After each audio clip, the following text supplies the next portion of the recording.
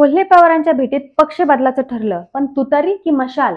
नमस्कार, सोशल चर्चामध्ये आपलं स्वागत आहे.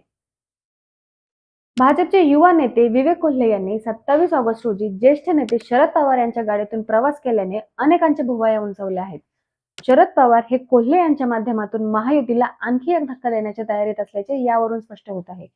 या भेटीने विवेक कोल्हे पक्ष बदलतील हे जरी निश्चित मानलं जात असलं तरी ते तुतारी हाती घेतील की मशाल हे पाहणे गरजेचे ठरणार आहे. व्हिडिओला सुरू करण्यापूर्वी आमचे नवनवीन व्हिडिओ आपल्यापर्यंत पोहोचण्यासाठी चॅनलला सबस्क्राईब करा. वसंतदादा शुगर इन्स्टिट्यूटच्या गव्हर्निंग काउन्सिलची बैठक मांजरी येथे झाली. या बैठकीदरम्यान कोल्हे यांनी शरद पवार यांची भेट घेतल्याची माहिती समोर आली.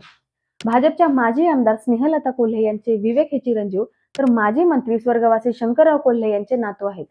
या बैठकीनंतर या दोघांनी एकाच गाडीतून प्रवास केला. विवेक कोल्हे हे शरद पवार यांच्या गाडीत बसल्याचे छायाचित्र सोशल मीडियावर झळकत आहे. शरद पवार यांनी विवेक कोल्हे यांना आपल्या गाडीतून बसवून पुण्यात फिरले आणि राजकारणाचे चक्र कोपरगावसह राज्यात फिरू लागले.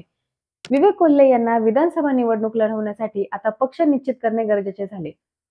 कोल्हे भाजपला रामराम ठोकून शरद पवार यांच्यासह राष्ट्रवादी काँग्रेस किंवा उद्धव ठाकरे यांच्या शिवसेनेत यावे अशी काहींची इच्छा आहे, तर कोल्हे परिवार भाजपमध्येच राहावा अशीही काहींची इच्छा आहे.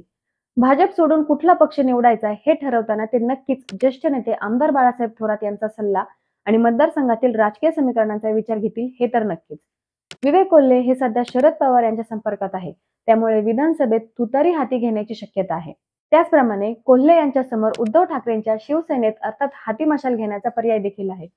आमदार शंकरराव गडाख या पक्षाचे सहयोगी सदस्य असून सहकारातील मातब्बर नेता म्हणून त्यांची ओळख आहे. त्यामुळे कोल्हेंच्या हिशोबाने हा पर्याय सोयीस्कर ठरू शकतो. परंतु काही झाले तरी हाती तुतारी घ्यायची की मशाल हे ठरवण्याआधी ते शरद पवार व बाळासाहेब थोरात यांच्या सोबत चर्चा करतीलच, शिवाय मतदारसंघातील राजकीय समीकरणांचा विचार देखील करतील यात काही शंका नाही.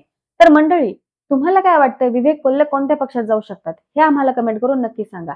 आणि जर तुम्ही हा व्हिडिओ फेसबुक आणि इंस्टाग्रामवर पाहत असाल तर आम्हाला नक्की फॉलो करा, म्हणजे आमचे येणारे नवनवीन व्हिडिओ तुमच्यापर्यंत पोहोचतील.